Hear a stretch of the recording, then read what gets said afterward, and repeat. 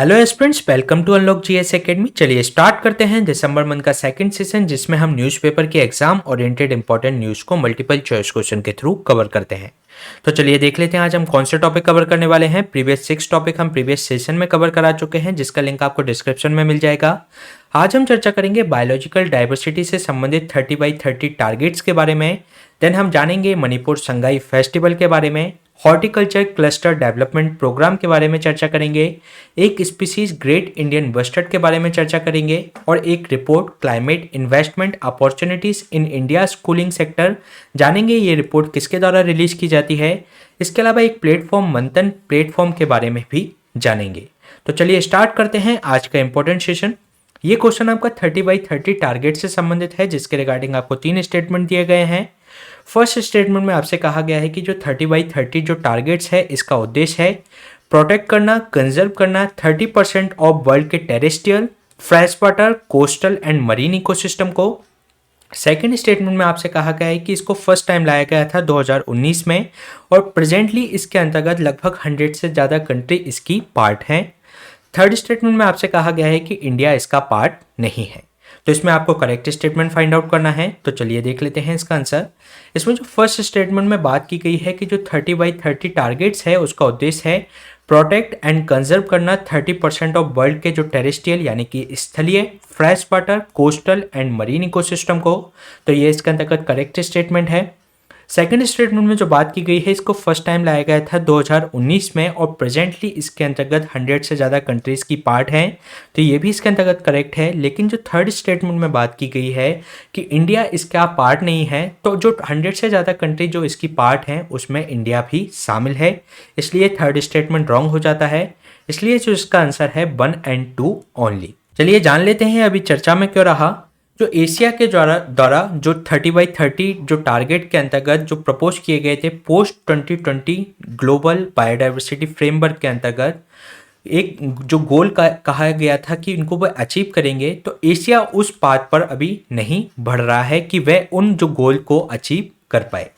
इसके अलावा हम बात करें अगर 30x30 टारगेट्स का जो एम है प्रोटेक्ट करना, कंजर्व करना 30% ऑफ वर्ल्ड के terrestrial, fresh water, coastal and marine ecosystem को। इसके अलावा ये फर्स्ट जो इसको लाया गया था 2019 में और लगभग 100 से ज़्यादा कंट्रीज़ की मेंबर हैं और इसमें इंडिया भी अभी इसकी पार्ट है। अगर हम बात करें 30x30 टारगेट का जो उद्देश्य है, जो लॉस ऑफ स्पीसीज लगातार उसमें वृद्धि हो रही है उसको रोकना, उसको हॉल्ट पर लाना। इसके अलावा जो वाइटल इकोसिस्टम को प्रोटेक्ट करना और जो सोर्स ऑफ इकोनॉमिक सिक्योरिटी है उसको संरक्षित करना। इसके अलावा इसके अंतर्गत हम United nation convention of biological diversity है उसके बारे में डिटेल में चर्चा कर लेते हैं। अगर हम देखें तो कन्वेंशन ऑफ बायोलॉजिकल डाइवर्सिटी एक लीगली बाइंडिंग ट्रीटी है जो कि कंजर्व करती है बायोडाइवर्सिटी को और ये फोर्स में आई सिंस 1993 से।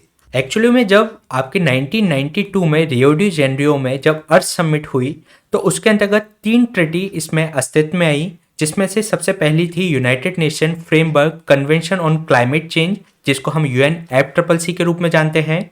इसके अलावा एक United nation convention of biological diversity, जिसको हम UNCBD, जिसके बारे में अभी हम चर्चा करेंगे।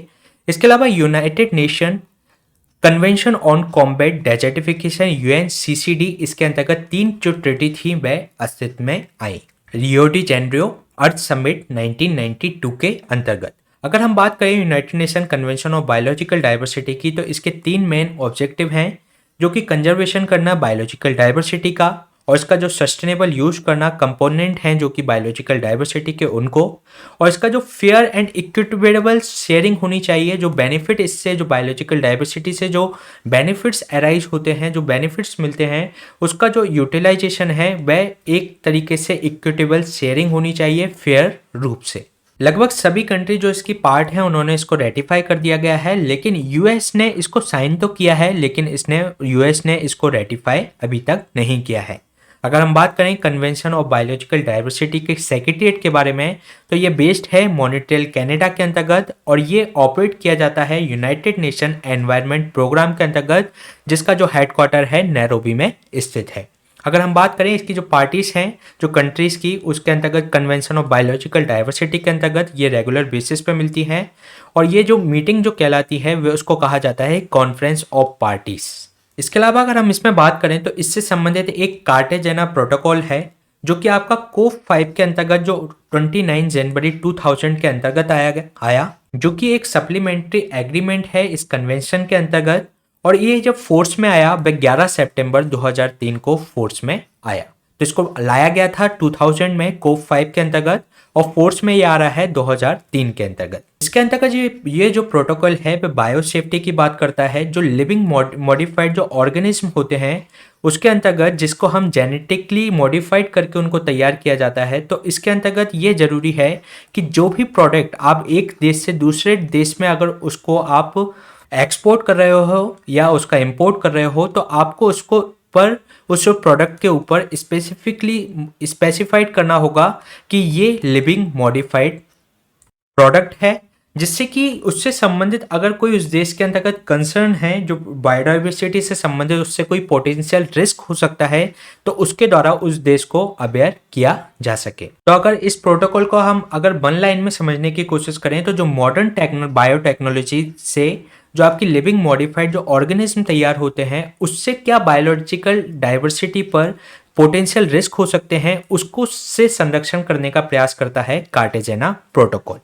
इसके अलावा अगर हम बात करें जो एक नगोया प्रोटोकॉल भी इसके अंतर्गत आता है जो कि बात करता है जो भी आपके जो जेनेटिकल रिसोर्सेस हैं उसका फेयर एंड इक्विटेबल शेयरिंग हो, उसका जो बेनिफिट्स हैं वह उसके जो बेनिफिशियरी हैं उनको भी उसका पूरा फायदा मिलना चाहिए। अगर कोई जंगल के अंतर्गत कोई आदिवासी समुदाय रहता है उससे अगर कोई जेनेटिकली आपका रिसोर्सेज को तैयार किया जाता है तो उसका बेनिफिट उस आदिवासी समुदाय को भी मिलना चाहिए, उसका जो इक्विटेबल शेयरिंग उनके साथ भी किया जाना चाहिए। अगर हम बात करें तो ये नगोया प्रोटोकॉल ये आपका कोप 10 जो सीबीडी की कोप 10 हुई थी नगोया के अंतर्गत उसमें इसको अडॉप्ट किया गया है 2010 में और ये फोर्स में आया 12 अक्टूबर 2014 को। ये आपका एक तरीके से पारदर्शी तरीके से एक लीगल फ्रेमवर्क तैयार करता है जिससे कि इसका जो इफेक्टिव इम्प्लीमेंटेशन किया जा सके। इसके जो सीबीडी के अंतर्गत जो हमने 3 ऑब्जेक्टिव्स की बात की थी उसमें से एक था फेयर एंड इक्विटेबल शेयरिंग, जो बेनिफिट्स इसके अंतर्गत जो जेनेटिक रिसोर्सेस हैं उसको उपयोग करने के द्वारा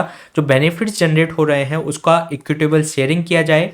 जो आदिवासी समुदाय रहते हैं उनकी जो ट्रेडिशनल नॉलेज है उनका यूज करके इनको अगर तैयार किया जा रहा है तो उसका फायदा उन लोगों को भी मिलना चाहिए। इसके अलावा इस कोप 10 के अंतर्गत जो कि नगोया में हुई तो इसमें नगोया प्रोटोकॉल को तो अपनाया ही गया, इसके अलावा एक 10 ईयर फ्रेमवर्क को भी इसके अंतर्गत अपनाया गया सभी कंट्री के द्वारा बायोडाइवर्सिटी को सेव करने के लिए। और इस जो फ्रेमवर्क को कहा जाता है स्ट्रेटेजिक प्लान फॉर बायोडाइवर्सिटी 2011 से 20 तक, जिसको हम आईची टारगेट के नाम से जानते हैं। इसके अंतर्गत लगभग 20 गोल्स इसके अंतर्गत हैं जो कि 5 सेक्शंस A to E ये डिवाइडेड हैं जिनको कलेक्टिवली रूप से आईची टारगेट फॉर बायोडाइवर्सिटी कहा जाता है। तो इसके अंतर्गत आपको ये पता होना चाहिए कि आईची टारगेट किससे संबंधित है। और इसके अलावा अगर आप हमारी मास सीरीज अगर फॉलो कर रहे हैं तो उसके अंतर्गत भी हमने इनको ये बताया था कि इन तरीके की चीज़ों का हम किस तरीके से मेंस की आंसर राइटिंग में यूज कर सकते हैं, जिसमें हमने एक मरीन प्रोटेक्टेड एरिया से संबंधित क्वेश्चन डिस्कस किया था जिसमें हमने बताया था कि आईची टारगेट 11 जो कि बात करता है टेरेस्ट्रियल और इनलैंड वाटर जो कोस्टल और जो मरीन एरियाज के प्रोटेक्शन की, तो उसको आप उसमें यूज कर सकते हैं। इसके अलावा एक क्वेश्चन हमने डिस्कस किया था इन्वेसिव एलियन स्पीसीज के बारे में, जिसमें स्पेसिफिकली जो आईची टारगेट 9 है उसके अंतर्गत एक इन्वेसिव एलियन स्पीसीज के बारे में बात की गई है, उनसे संरक्षण की उसके अंतर्गत बात की गई है। तो इस प्रकार से इन जो फैक्ट्स को आप मेंस आंसर राइटिंग में भी यूज कर सकते हैं। इसके अलावा अगर हम बात करें इंडिया ने भी इससे संबंधित एक एक्ट बनाया है बायोलॉजिकल डाइवर्सिटी एक्ट 2002, जो कि जो कन्वेंशन ऑफ बायोलॉजिकल डाइवर्सिटी के जो प्रोविजंस हैं उसको इफेक्ट में लाने के लिए ये इंडिया के द्वारा तैयार किया गया है एक्ट। इसके अंतर्गत एक नेशनल बायोलॉजिकल अथॉरिटी तैयार की गई है जो कि इस एक्ट के अंतर्गत बनाई गई है, इसलिए इसको स्टैट्यूटरी बॉडी कहा जाता है, जो कि इस्टेब्लिश की गई थी 2003 के अंतर्गत, जो इंडिया के जो बायोलॉजिकल जो डाइवर्सिटी एक्ट जो 2002 के जो प्रोविजंस हैं उसको इम्प्लीमेंट करने के लिए। ये परफॉर्म करती है, फैसिलिटेट करती है, साथ ही साथ रेगुलेटरी इसमें एडवाइजरी फंक्शंस करती है फॉर गवर्नमेंट ऑफ इंडिया के लिए। जो भी आपके इश्यूज रहते हैं, कंजर्वेशन, सस्टेनेबल यूज ऑफ जो बायोलॉजिकल रिसोर्सेज है उसका फेयर एंड इक्विटेबल जो शेयरिंग होनी चाहिए, बेनिफिट जो भी आप इस तरीके से ट्रेडिशनल नॉलेज से उनकी जो बेनिफिट आप अराइज कर रहे हैं उससे भी उनको इनकी जो इक्विटेबल शेयरिंग होनी चाहिए उस समुदाय तक। इसके अलावा अगर हम बात करें तो जो एनबीए का जो हेडक्वार्टर है ये काफ़ी इंपॉर्टेंट है, ये आपको ध्यान रखना है, ये न्यू दिल्ली के अंतर्गत नहीं बल्कि चेन्नई तमिलनाडु में स्थित है। इसके अलावा यूनाइटेड नेशन जनरल असेंबली के द्वारा डिक्लेयर किया गया था जो पीरियड ऑफ 2011 से 20 को United nation decade on biodiversity से संबंधित। तो ये क्वेश्चन हमने डिस्कस किया जो 30x30 टारगेट से संबंधित, उससे संबंधित हमने कन्वेंशन ऑफ बायोलॉजिकल डाइवर्सिटी को डिटेल में देखा। तो चलिए चलते हैं नेक्स्ट क्वेश्चन पे। नेक्स्ट क्वेश्चन आपका मणिपुर संगाई फेस्टिवल से संबंधित है, जो कि जो 10 दिन का जो फेस्टिवल आयोजित किया जाता है मणिपुर के अंतर्गत। तो उससे संबंधित आपको 2 स्टेटमेंट दिए गए हैं। फर्स्ट स्टेटमेंट में आपसे कहा गया है कि जो मणिपुर संगाई फेस्टिवल है ये सेलिब्रेट किया जाता है मणिपुर का जो स्टेट एनिमल है संगाई डियर के उपलक्ष्य में, जिसके अंतर्गत जो फाउंड होता है केवल आपके केवजल लैमजो नेशनल पार्क जो कि लोकटक लेक पर स्थित है। सेकेंड स्टेटमेंट में कहा गया है कि इस फेस्टिवल के अंतर्गत कुछ फोक डांस परफॉर्म किए जाते हैं, जिसमें आपको Kabui Naga dance, bamboo dance, Maibi dance, Lai Haraoba dance and खंबा थोड़ी डांस एंड अदर्स भी इसके अंतर्गत आयोजित किए जाते हैं। तो इसमें आपको करेक्ट स्टेटमेंट फाइंड आउट करना है। तो चलिए देख लेते हैं इसका आंसर। इसमें जो फर्स्ट स्टेटमेंट में बात की गई है कि जो मणिपुर संगाई जो फेस्टिवल है ये सेलिब्रेट किया जाता है मणिपुर स्टेट एनिमल्स के लिए भी, जो कि आपका संगाई डियर है, जिसको डांसिंग डियर के रूप में भी जाना जाता है, जो कि केवल आपके केवजल लैमजो नेशनल पार्क में पाया जाता है, जो कि एक फ्लोटिंग नेशनल पार्क है लोकटक लेक के ऊपर। तो ये इसके अंतर्गत करेक्ट स्टेटमेंट है। और इस फेस्टिवल के दौरान कुछ फोक डांस इसके अंतर्गत किए जाते हैं, जिसमें Kabui Naga dance, bamboo dance, Maibi dance, Lai Haraoba dance और खंबा थोबी डांस। तो इसके अंतर्गत ये इसके फोक डांस हैं मणिपुर के, तो ये भी इसके अंतर्गत करेक्ट स्टेटमेंट है। इसलिए इसका जो आंसर हो जाएगा सी बोथ 1 एंड 2। चलिए जान लेते हैं अभी चर्चा में क्यों रहा। अभी ये जो फेस्टिवल आयोजित किया जा रहा है जिसमें प्राइम मिनिस्टर के द्वारा इसको वीडियो मैसेज के द्वारा इसको संबोधित किया गया है इस फेस्टिवल के अंतर्गत। इसके अंतर्गत जो मणिपुर का जो फेस्टिवल जो आयोजित किया जा रहा है वह ज़्यादा इंपॉर्टेंट नहीं है एग्जाम की दृष्टि से, बल्कि इसके अंतर्गत जो फोक डांसेस होते हैं अलग अलग वह आपसे पूछे जा सकते हैं एक मैच द कॉलम के द्वारा, जिसके अंतर्गत आपसे बताया जा सकता है कि ये किस राज्य से संबंधित डांस है। तो इसके अंतर्गत हम चर्चा कर लेते हैं कई डांसेस के बारे में। जो मणिपुर संगाई फेस्टिवल है एक कल्चरल एक्स्ट्रावांजा है, जिसके अंतर्गत ऑर्गेनाइज किया जाता है एवरी ईयर, जिसके अंतर्गत जो मणिपुर की यूनिकनेस है कल्चरल से संबंधित उसको इसके अंतर्गत दर्शाया जाता है। ये सेलिब्रेट करता है जो मणिपुर का स्टेट एनिमल है, जिसको हम संगाई डियर या जिसको डांसिंग डियर भी कहा जाता है, ये फाउंड किया जाता है। ये जो आपके फ्लोटिंग क्यूबजल लामजाओ नेशनल पार्क है जो कि लोकटक लेक पे स्थित है मणिपुर में, तो ये इसके अंतर्गत केवल यहीं पर ये पाया जाता है। इसके अलावा ये 10 दिन का ये फेस्टिवल होता है जो कि प्रमोट करता है नॉर्थ ईस्टर्न स्टेट्स के जो टूरिज्म सेक्टर को, और ये शोकेस करता है वहाँ का जो कल्चर है ट्रेडिशन है उस स्टेट का, उसको ये दर्शाने का प्रयास करता है। और ये जो स्टार्टिंग में इसको जाना जाता था मणिपुर टूरिज्म फेस्टिवल के रूप में, लेकिन 2010 में इसको रीनेम करके संगाई फेस्टिवल के रूप में इसको संबोधित किया गया। इसके अलावा अगर हम देखें तो इस फेस्टिवल को सेलिब्रेट क्यों किया जाता है, अगर हम इस पर विचार करें तो इसका जो मेन ऑब्जेक्टिव है कि एनुअल फेस्टिवल का कि प्रमोट कर सके जो मणिपुर को एक वर्ल्ड क्लास टूरिज्म डेस्टिनेशन के रूप में। ये जो फेस्टिवल है ये आपका यहाँ का जो टूरिज्म पोटेंशियल है स्टेट का उसको दर्शाता है। यहाँ के आर्ट्स हैं, यहाँ के कल्चर हैं, हैंडलूम, हैंडीक्राफ्ट, जो इंडिजिनस यहाँ के स्पोर्ट्स हैं, क्यूशाइन है वहाँ का जो आपके जो कुशाइन यानी कि खाद्य पदार्थ हैं, या म्यूजिक एडवेंचर जो स्पोर्ट्स हैं उनको दर्शाने का प्रयास करता है, जिससे कि वह वर्ल्ड क्लास टूरिज्म डेस्टिनेशन के रूप में इसको स्थापित किया जा सके।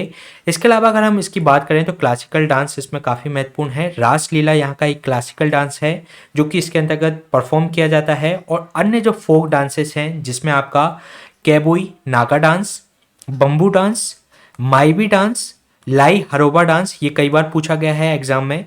इसके अलावा खाम्बा थोईबी डांस, ये इसके अंतर्गत परफॉर्म किए जाते हैं। इसके अलावा इसके जो अनदर फीचर्स की अगर हम बात करें इस फेस्टिवल की, तो यहाँ पे इंडिजिनस स्पोर्ट्स भी प्ले किए जाते हैं इस फेस्टिवल के दौरान, जिसमें आपका थांगटा जो कि आपका ये मणिपुर का मार्शल आर्ट है, ये भी कई बार एग्जाम में पूछा गया है।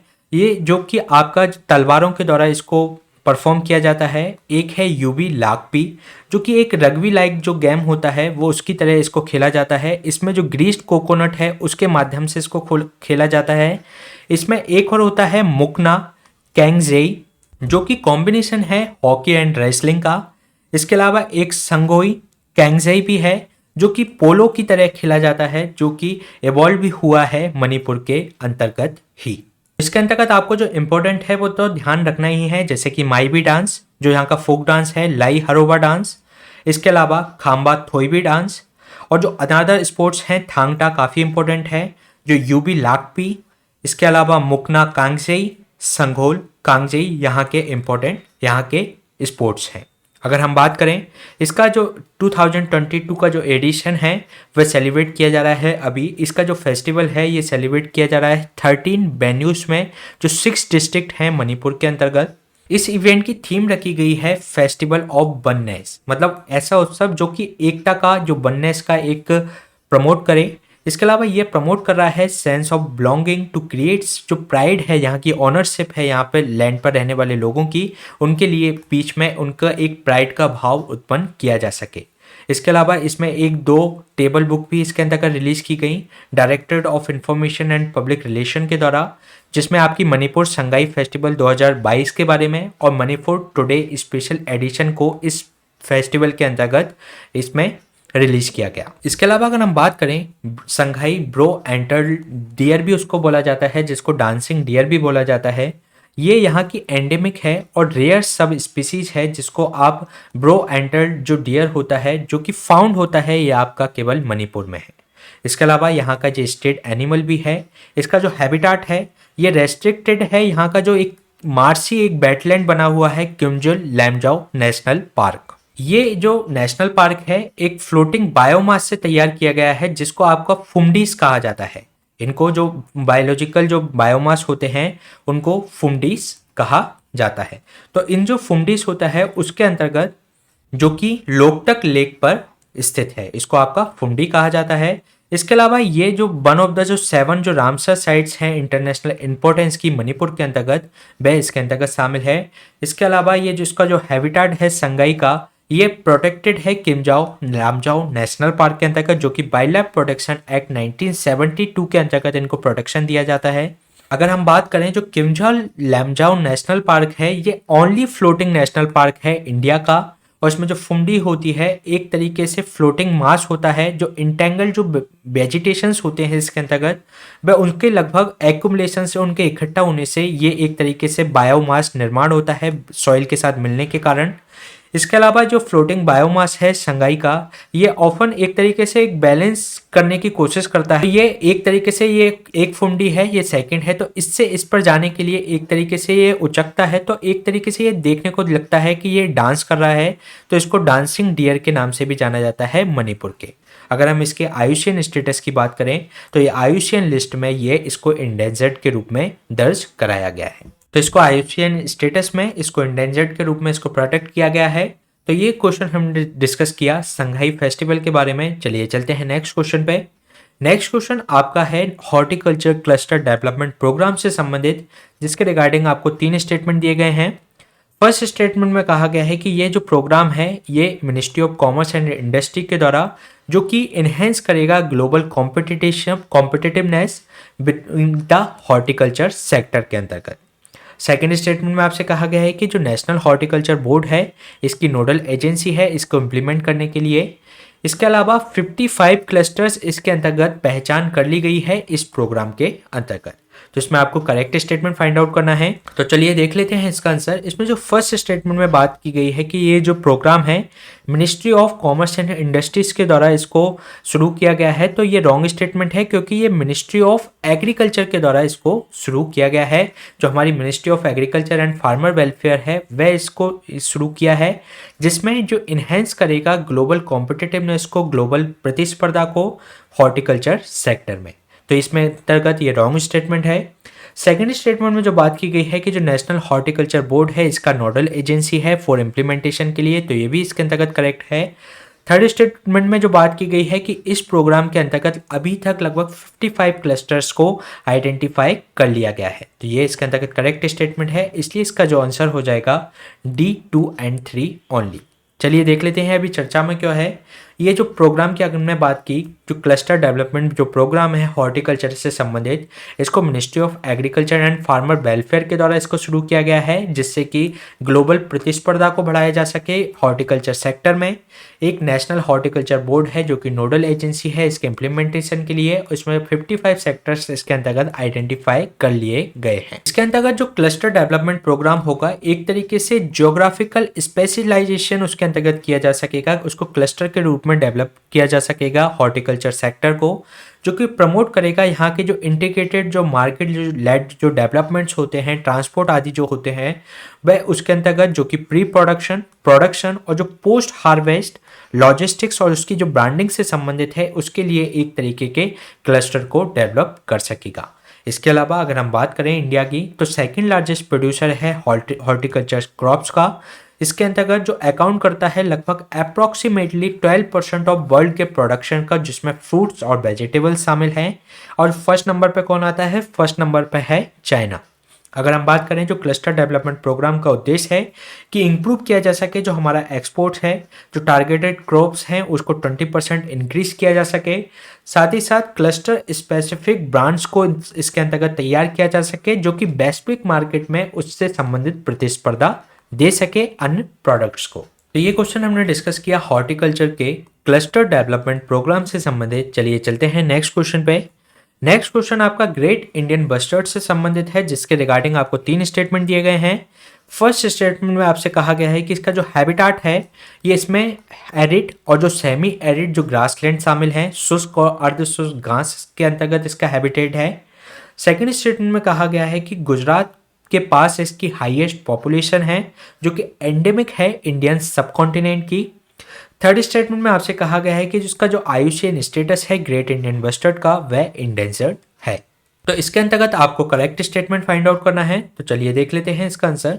इसमें जो फर्स्ट स्टेटमेंट में बात की गई है इसका जो हैबिटाट है वह आपका एरिड और सब सेमी एरिड ग्रासलैंड्स पर है, तो इसके अंतर्गत करेक्ट स्टेटमेंट है। सेकेंड स्टेटमेंट में जो बात की गई है कि गुजरात के पास इसकी हाईएस्ट पॉपुलेशन है और जो एंडेमिक है इंडियन सबकॉन्टिनेंट का, तो इसमें ये रॉन्ग स्टेटमेंट है क्योंकि राजस्थान में इसकी सबसे ज़्यादा हाईएस्ट पॉपुलेशन है, लेकिन ये एंडेमिक है, स्थानिक है इंडियन सबकॉन्टिनेंट का, तो ये इसके अंतर्गत रॉन्ग स्टेटमेंट है। और थर्ड स्टेटमेंट में जो बात की गई है इसका जो आयुषियन स्टेटस है ग्रेट इंडियन बस्टर्ड का वह इंडेंजर्ड है, तो ये भी इसके अंतर्गत रॉन्ग है क्योंकि इसका जो आयुषियन स्टेटस है वह है क्रिटिकली इंडेंजर्ड। तो इसके अंतर्गत जो फर्स्ट स्टेटमेंट इसके अंतर्गत करेक्ट है, इसलिए इसका जो आंसर हो जाएगा C1 ओनली। चलिए अभी चर्चा कर लेते हैं ये अभी क्यों अभी न्यूज में रहा। सुप्रीम कोर्ट ने इसके अंतर्गत एक PIL दायर की गई थी ग्रेट इंडियन बस्टर्ड के प्रोटेक्शन से संबंधित, तो उसने संज्ञान में लिया है सुप्रीम कोर्ट ने आइडिया ऑफ जो उसके प्रोजेक्ट को कि इसको प्रोटेक्ट किया जाए। इसके अलावा जो इसको किया जा रहा है कि जैसे कि हमने प्रोजेक्ट टाइगर चलाया है उसी की तर्ज पर इसको संरक्षण प्रदान किया जाए और इसके अंतर्गत जो पावर दी जाए वह राजस्थान और गुजरात जहां पर इसकी सबसे ज्यादा पॉपुलेशन है। अगर हम बात करें अर्लियर सुप्रीम कोर्ट के द्वारा इसमें ऑर्डर किया गया था कि कंपनीज को कि जो हाई टेंशन जो पावर लाइंस हैं जिससे टकराकर ये इन जो पक्षियों की मौत हो जाती है, तो उससे जो हाई टेंशन जो लाइन है खुले में है उसको अंडरग्राउंड किया जाए कि जिससे कि प्रोटेक्ट किया जा सके ग्रेट इंडियन बस्टर्ड को। अगर हम बात करें प्रोजेक्ट टाइगर की तो एक मोस्ट सक्सेसफुल कंजर्वेशन प्रोग्राम है। अगर बात करें पूरे वैश्विक स्तर पर तो सबसे ज़्यादा टाइगर की पॉपुलेशन इंडिया में है। इसके अलावा अदर प्रोजेक्ट भी हैं जो कि स्पेसिफिकली आपके किसी प्रजाति के लिए चलाए गए हैं, जैसे कि project elephant, project snow leopard, Asiatic lion conservation project and project dolphin. तो इस तरीके के अगर स्पेसिफिकली प्रोग्राम चलाए जा रहे हैं तो उनकी सक्सेस देखने को मिल रही है। तो इसलिए कोशिश की जाए कि ग्रेट इंडियन बस्टर्ड के लिए भी इसी तरीके का एक स्पेसिफिक प्रोजेक्ट तैयार किया जाए। अगर हम बात करें ग्रेट इंडियन बस्टर्ड की तो इसका जो हैबिटाट है वह एरिड और जो शुष्क और जो अर्ध शुष्क जो ग्रासलैंड्स होती हैं उसके अंतर्गत होता है। और इसके अंतर्गत जो आपकी जो थ्रोन स्क्रब्स होती हैं, जो कांटेदार जो झाड़ियाँ होती हैं, टॉल ग्रासेस जो होती हैं, उसके अंतर्गत ये रहते हैं। उस ये अवॉइड करते हैं जो इरिगेटेड जो एरिया रहते हैं जहाँ पर सिंचाई की सुविधा होती है या उस तरीके की इरिगेटेड जो एरियाज होते हैं वहाँ पर ये नहीं पाए जाते। अगर हम बात करें राजस्थान की तो यहाँ पर हाईएस्ट पॉपुलेशन देखने को मिलती है ग्रेट इंडियन बस्टर्ड की, जो कि एंडेमिक है आपका इंडियन सब कॉन्टिनेंट का। इसमें आपसे कहा जाए कि इंडिया का एंडेमिक है तो ये इंडिया का नहीं बल्कि इंडिया सब कॉन्टिनेंट का है। इसकी अगर हम इंपॉर्टेंट साइट्स की बात करें तो डेजर्ट नेशनल पार्क है जो कि आपका ध्यान रखना है, ये आपका राजस्थान में स्थित है।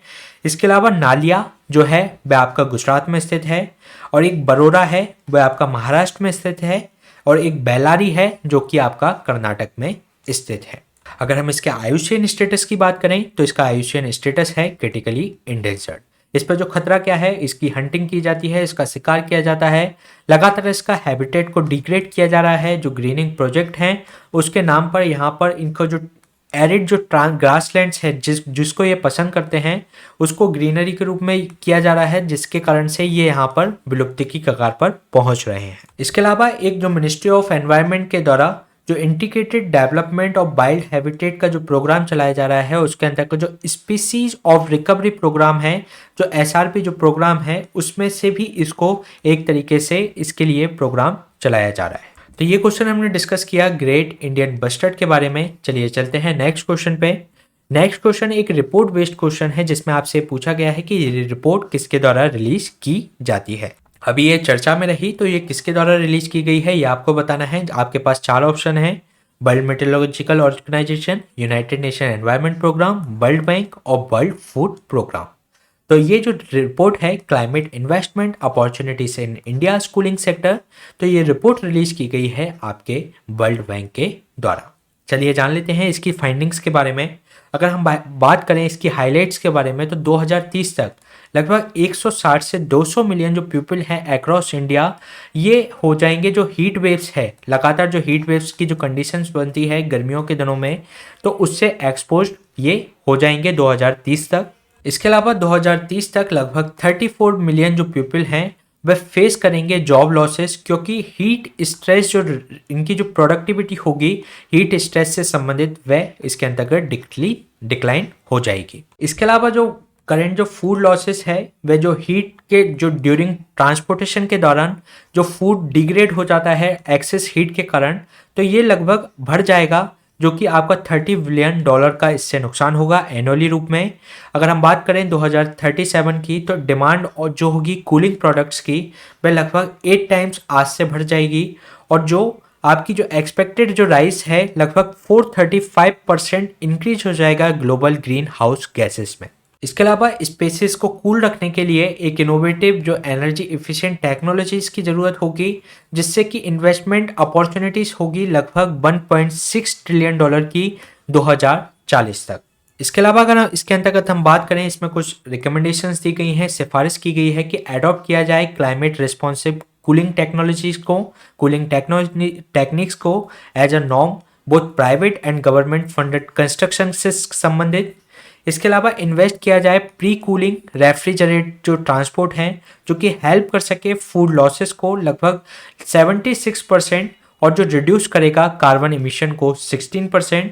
और इसके अलावा जो प्रपोज किया गया है रोड मैप जो सपोर्ट करने के लिए इंडियन कूलिंग एक्शन प्लान है उसको सपोर्ट करने के लिए, जिसके अंतर्गत न्यू इन्वेस्टमेंट लाए जाएं 3 मेजर सेक्टर के अंतर्गत, जिसमें बिल्डिंग कंस्ट्रक्शन, आपका कोल्ड चेन कंस्ट्रक्शन और रेफ्रिजरेंट कंस्ट्रक्शन इसके अंतर्गत शामिल हो। इसके अंतर्गत इन्वेस्टमेंट को बढ़ाया जाए, साथ ही साथ इम्प्रूवमेंट किया जाए इन सर्विसिंग, मेंटेनेंस और डिस्पोजल ऑफ इक्विपमेंट्स हैं जो कि हाइड्रोक्लोरोफ्लोरोकार्बन से संबंधित हैं जो कि यूज कर रहे हैं इनका, तो इनकी सर्विसिंग, मेंटेनेंस और डिस्पोजल को बढ़ाया जाना चाहिए। इसके अलावा अगर हम बात करें जो इंडियन कूलिंग एक्शन प्लान है, इसको लॉन्च किया गया था 2019 के अंतर्गत, जो कि प्रोवाइड कराता है सस्टेनेबल कूलिंग मेजर्स को अक्रॉस द वेरियस सेक्टर, जो कि आपके इंडोर कूलिंग हो सकते हैं बिल्डिंग के अंतर्गत, कोल्ड चेन फ्रेमवर्क हो सकते हैं, या जो रेफ्रिजरेशन है एग्रीकल्चर और फार्मास्यूटिकल्स के लिए, एयर कंडीशनर जो पैसेंजर जो ट्रांसपोर्ट्स होती हैं ट्रेन वगैरह में जो एयर कंडीशनर लगे रहते हैं, कंडीशनिंग लगे रहते हैं, उसके लिए ये एक तरीके से सस्टेनेबल वे प्रोवाइड कराती है। इसका जो उद्देश्य है कि इससे संबंधित जो कूलिंग जो डिमांड है उसको रिड्यूस करना लगभग 20 से 25% तक 2037 से 38 तक। ये हमने चर्चा की वर्ल्ड बैंक से संबंधित एक रिपोर्ट के बारे में। चलिए चलते हैं नेक्स्ट क्वेश्चन पे। नेक्स्ट क्वेश्चन आपका मंथन प्लेटफॉर्म से संबंधित है, जिसके रिगार्डिंग आपको 3 स्टेटमेंट दिए गए हैं। फर्स्ट स्टेटमेंट में आपसे कहा गया है कि जो मंथन प्लेटफॉर्म है एक यूनिक, साथ ही साथ ये प्रोवाइड कराता है नेसेसरी जो फलक्रम है, जो कि आपका transforming our nation through innovative ideas, और जो इन्वेंटिव जो माइंड हैं वह प्राप्त कर सकें सस्टेनेबिलिटी गोल्स को। सेकेंड स्टेटमेंट में आपसे कहा गया है कि नीति आयोग के द्वारा इसको इम्प्लीमेंट किया जा रहा है मंथन प्लेटफॉर्म को। थर्ड स्टेटमेंट में आपसे कहा गया है कि जो मंथन प्लेटफॉर्म है इसको जो NSEIT जो लिमिटेड कंपनी है उसके द्वारा इसको संचालित किया जा रहा है, और ये इसका जो नॉलेज एंड टेक्नोलॉजिकल पार्टनर है। तो इसमें आपको करेक्ट स्टेटमेंट फाइंड आउट करना है। तो चलिए देख लेते हैं इसका आंसर। इसमें जो फर्स्ट स्टेटमेंट में बात की गई है, जिसमें मंथन प्लेटफॉर्म एक यूनिक और जो एक तरीके से नेसेसरी आपका फलक्रम प्रोवाइड कराता है for transforming our nation through the जो इनोवेटिव आइडियाज हैं, जो इन्वेंटिव जो माइंड्स हैं हमारे देश के अंतर्गत, कि वह सस्टेनेबल गोल्स को प्राप्त कर सके। तो ये इसके अंतर्गत करेक्ट स्टेटमेंट है।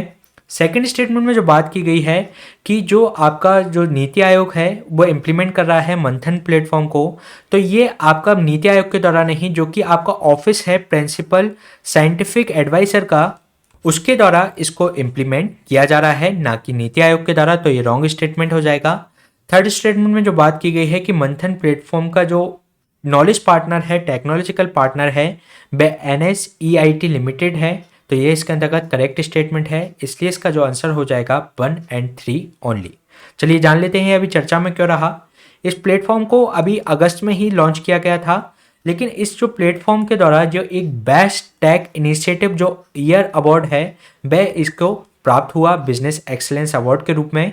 अगर हम बात करें मंथन प्लेटफॉर्म की, तो जो मंथन प्लेटफॉर्म है ये एक यूनिक और ये प्रोवाइड कराता है जो नेसेसरी आपको ज़रूरत है, जो ट्रांसफॉर्मिंग करने की ज़रूरत है हमारे देश को इनोवेटिव आइडियाज़, इन्वेंटिव माइंड्स के द्वारा, जो पब्लिक प्राइवेट एकेडमिया इसके अंतर्गत कोलैबोरेशन करते हैं, जिससे कि हम अचीव कर सकें अपने सस्टेनेबिलिटी गोल्स को। अगर हम बात करें मंथन प्लेटफॉर्म की, तो इसका उद्देश्य है कि प्रमोट करे collaboration at scale between the जो इंडस्ट्री है और जो साइंटिफिक रिसर्च चल रही है, और उससे कि देश के अंतर्गत एक डेवलपमेंट इकोसिस्टम तैयार किया जा सके। इसके अलावा ये हेल्प करता है इंडिया की जो सस्टेनेबिलिटी डेवलपमेंट गोल्स को प्राप्त करने में। इसके अलावा जो UN जो डिफाइन किए गए हैं SDG चार्टर के अंतर्गत, उससे अलाइन करते हुए जो इंडिया को एक तरीके से प्रमोट करने की कोशिश करता है, जो कि हमें SDG जो अचीव करने हैं 2030 तक, इसके अंतर्गत जो 17 लक्ष्य हैं उनको अचीव करना है, तो इसके लिए ये प्रयास करता है। इसके अलावा ये इम्पोर्टेंट है कि इसको इम्प्लीमेंट किया जा रहा है office of principal scientific adviser के द्वारा, PSA के द्वारा, जो कि गवर्नमेंट ऑफ इंडिया के अंतर्गत इसको इम्प्लीमेंट कर रहे हैं। अगर हम बात करें इसके टेक्नोलॉजिकल और इसके जो ट्रस्टेड जो नॉलेज पार्टनर हैं वह NSEIT लिमिटेड है।